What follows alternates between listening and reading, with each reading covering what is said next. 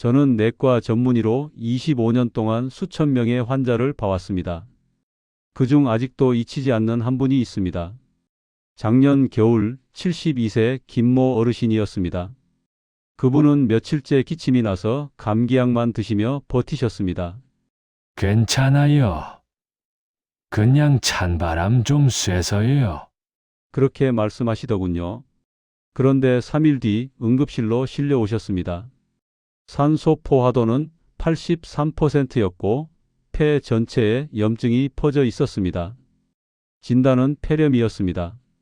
그분은 평소 비타민도 챙기고 주사도 맞고 자신을 건강 체질이라 믿고 계셨습니다.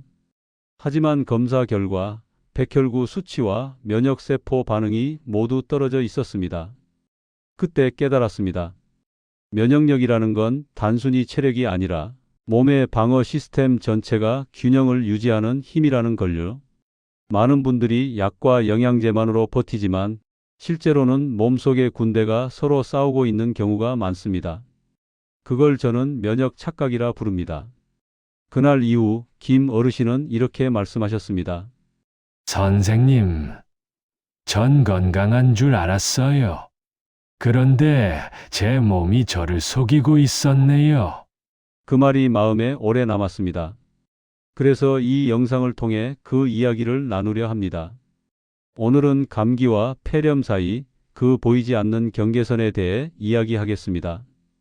그때의 이야기 한번 들어봐 주시겠습니까?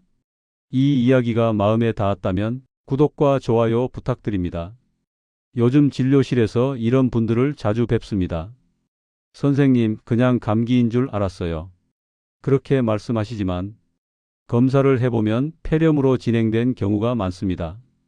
최근 들어 독감 환자도 많지만 그보다 더 무서운 건 면역력의 착각입니다. 본인은 건강하다고 믿지만 몸속 면역 체계는 이미 균형을 잃은 상태인 경우가 많습니다. 한 어르신의 이야기를 들려드리겠습니다. 72살의 김모 어르신은 며칠 동안 기침이 멎지않아 약국에서 감기약을 사 드셨습니다. 늘 이맘때쯤 감기 한 번쯤은 오잖아요. 그렇게 대수롭지 않게 넘기셨죠. 그런데 사흘 뒤 응급실로 오셨습니다. 숨이 차고 열이 나며 폐 한쪽이 하얗게 변해 있었습니다. 진단은 폐렴이었습니다. 김 어르신은 평소 건강을 잘 챙기셨습니다. 비타민도 드시고 독감 주사도 매년 맞으셨습니다. 스스로를 건강 체질이라 생각하셨죠. 하지만 검사 결과 면역세포의 반응이 현저히 떨어져 있었습니다. 여기서 중요한 건 면역력이 단순히 체력이 아니라는 점입니다. 면역은 몸속의 수많은 세포들이 서로 돕고 균형을 이루며 만들어내는 힘입니다. 그 균형이 깨지는 순간 몸은 스스로를 지키지 못합니다. 김 어르신께서 퇴원하실 때 이런 말씀을 하셨습니다. 건강한 줄 알았는데 제 몸이 저를 속이고 있었네요. 그 말이 참 오래 남았습니다.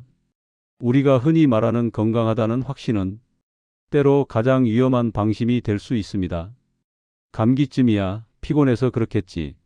이런 생각으로 며칠을 버티다 보면 몸은 이미 위험 신호를 보내고 있을지도 모릅니다. 몸이 보내는 작은 경고, 그건 결코 사소하지 않습니다. 지금 이 순간에도 당신의 몸은 조용히 균형을 되찾기 위해 싸우고 있습니다. 그 싸움을 도와주는 첫걸음은 면역력의 진짜 의미를 아는 것입니다. 이 면역 착각이 몸속에서 어떻게 생기는지 조금 더 깊이 이야기해 드리겠습니다. 앞선 이야기 기억하시죠? 감기인 줄 알았던 김 어르신의 폐렴 사례. 그분의 몸속에서는 보이지 않는 싸움이 이미 시작돼 있었습니다. 오늘은 그 싸움의 정체, 바로 면역 착각에 대해 이야기 드리겠습니다. 우리가 흔히 말하는 면역력은 단순히 병에 덜 걸리는 체력이 아닙니다. 우리 몸에는 수천억 개의 면역세포가 있습니다. 그 세포들이 서로 소통하며 균형을 잡아야 건강이 유지됩니다. 하지만 나이가 들면 그 소통이 끊어집니다. 세포들은 서로를 알아보지 못하고 때로는 같은 편을 공격하기도 합니다. 이게 바로 면역의 혼란입니다. 김 어르신의 몸속에서도 그 일이 벌어지고 있었습니다. 면역세포가 바이러스 대신 자신의 폐 조직을 공격하기 시작했습니다. 결과는 염증 그리고 폐렴이었죠. 그런데 더 놀라운 건 이런 혼란이 건강해지려는 노력 속에서 생긴다는 점입니다. 비타민, 보조제, 면역 주사. 이 모든 게 나쁘다고 할 수는 없습니다. 하지만 균형이 깨진 상태에서 과하게 쌓이면 몸은 방어가 아니라 혼란에 빠집니다. 예를 들어 비타민C는 감염 초기에 도움이 되지만 지속적으로 과량 섭취하면 면역세포의 신호 전달이 늦어집니다. 결국 몸은 바이러스가 들어왔는지조차 제때 알아채지 못하게 됩니다. 또한 장내 미생물의 불균형도 문제입니다. 면역세포의 70%는 장에 존재합니다. 하지만 나이가 들수록 좋은 균은 줄고 나쁜 균이 늘어납니다. 이것이 바로 면역 착각의 근본 원인입니다. 몸은 에너지를 쓰고 있지만 방향이 엉뚱한 곳으로 향하고 있는 겁니다. 면역이 강해지는 게 아니라 혼란스러워지고 있었던 거죠. 이 사실을 알고 나면 단순히 면역을 높인다는 말보다 면역을 바로잡는다는 말이 훨씬 중요하게 들리실 겁니다. 김 어르신의 사례 이후 많은 환자분들이 같은 질문을 하십니다. 선생님, 그럼 전 뭘 해야 하나요? 답은 의외로 단순합니다. 몸을 복잡하게 바꾸는 게 아니라 몸이 본래의 균형을 되찾도록 돕는 겁니다. 음식, 수면, 스트레스. 그 세 가지가 면역의 방향을 결정합니다. 면역은 약으로 만드는 게 아닙니다. 매일의 생활로 다듬어지는 겁니다. 오늘 이 영상을 보신다면 당신의 몸이 혹시 착각 속 면역에 빠져 있는 건 아닌지 한 번쯤 점검해 보시길 바랍니다. 몸의 균형을 회복시키는 구체적인 방법, 면역 회복 루틴에 대해 자세히 알려드리겠습니다. 앞선 이야기에서 말씀드렸듯이 면역력은 단순히 강한 몸이 아니라 균형을 지키는 힘입니다. 그런데 많은 분들이 이 균형을 스스로 무너뜨리고 있다는 사실을 모르십니다. 오늘은 그 중에서도 가장 흔하게 면역을 떨어뜨리는 세 가지 습관을 말씀드리겠습니다. 첫 번째는 수면 부족입니다. 하루 2~3시간만 줄여도 면역세포의 활동이 절반 이하로 떨어집니다. 수면 중에는 면역세포가 이동하고 재생됩니다. 잠을 줄이면 그 순환이 끊기게 됩니다. 저는 잠이 없어도 괜찮아요. 그렇게 말씀하시는 분들이 많지만 실제로는 그렇지 않습니다. 자기 전에 휴대폰을 오래 보거나 밤늦게까지 TV를 보시는 분들, 다음날 기침과 피로감이 더 심해집니다. 몸이 밤새 회복할 기회를 잃기 때문입니다. 두 번째는 스트레스의 방치입니다. 스트레스 호르몬인 코르티솔은 면역세포의 소통을 방해합니다.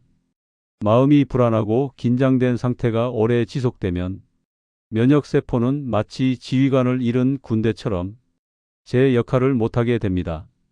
많은 분들이 나는 멘탈이 강해서 괜찮아요 라고 하십니다. 하지만 면역은 멘탈이 아니라 생리적인 반응입니다. 화가 나거나 서운한 마음을 오래 품고 있으면 몸속의 면역세포는 실제로 기능이 떨어집니다.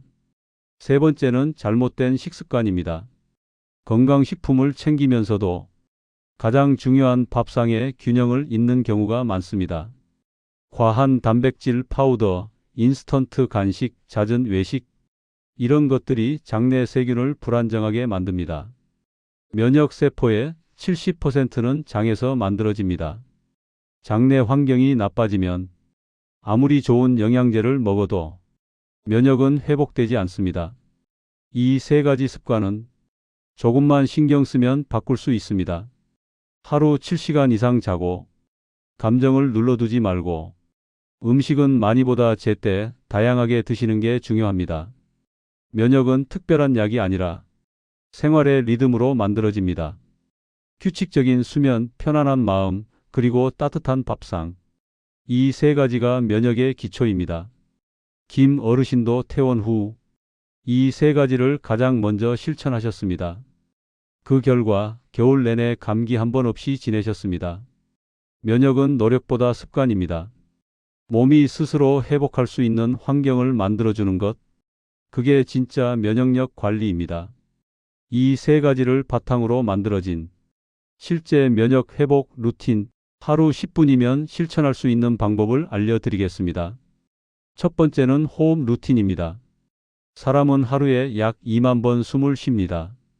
그런데 대부분의 사람들은 그중 절반 이상을 얕은 호흡으로 하고 있습니다. 얕은 호흡은 산소 교환을 방해하고 면역세포가 제 역할을 하지 못하게 만듭니다. 그래서 하루 3번, 5분씩 깊은 호흡을 권해드립니다. 코로 3초 들이마시고 2초 멈춘 다음 입으로 5초 동안 천천히 내쉬는 겁니다.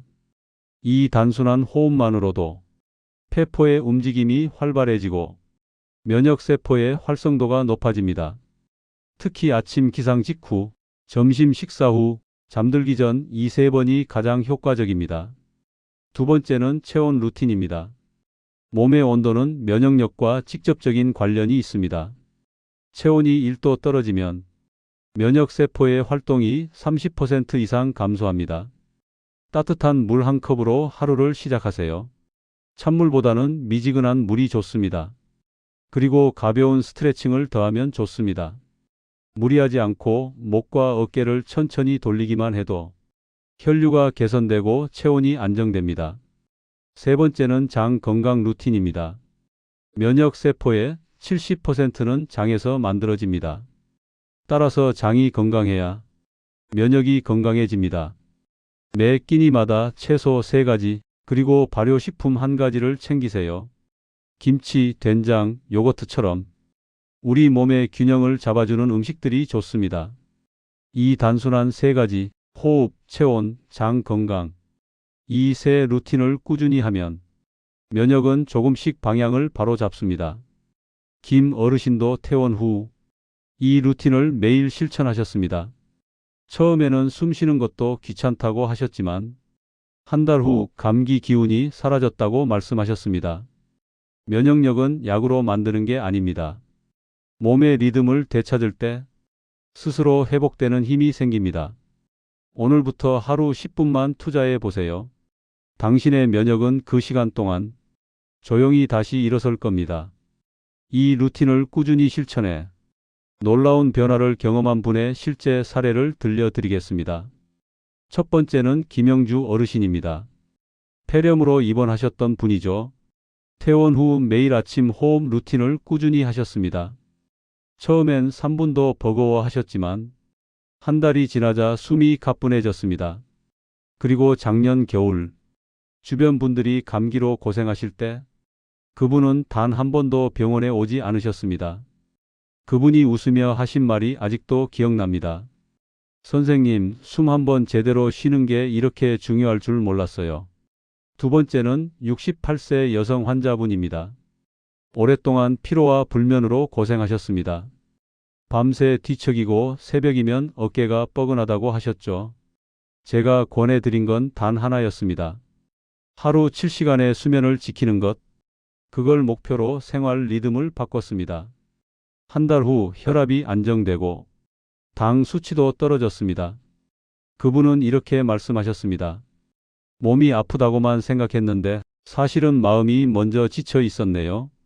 세 번째는 70대 부부입니다. 남편은 고혈압, 아내는 관절염으로 늘 약을 달고 사셨습니다. 하지만 두 분이 함께 식단 루틴을 시작하셨습니다. 매일 저녁 채소 3가지, 된장국과 잡곡밥을 챙기며 서로의 건강을 점검했습니다. 3개월 뒤 두 분 모두 약 복용량이 줄었고 표정이 밝아졌습니다. 몸뿐 아니라 관계까지 건강해진 거죠. 면역이 회복된다는 건 단순히 병이 낫는 게 아닙니다. 몸이 제자리를 찾고 삶의 균형이 돌아오는 일입니다. 저는 수많은 환자분들을 보며 느낍니다. 우리 몸은 늘 회복하려는 의지를 가지고 있습니다. 그 의지를 방해하지 않으면 몸은 스스로 길을 찾습니다. 건강은 멀리 있지 않습니다. 매일의 숨, 한 끼의 밥, 그리고 마음의 여유 속에 있습니다. 오늘 이 이야기가 당신의 하루에 작은 변화를 만들 수 있길 바랍니다. 그 변화가 쌓이면 면역은 반드시 회복됩니다. 이 시리즈를 통해 배운 모든 루틴을 오늘부터 한 가지씩 실천해 보세요. 당신의 몸은 그 노력을 절대 잊지 않을 겁니다. 이 이야기가 마음에 닿았다면 좋아요와 구독으로 함께 해주세요. 당신의 건강한 내일을 저도 진심으로 응원하겠습니다.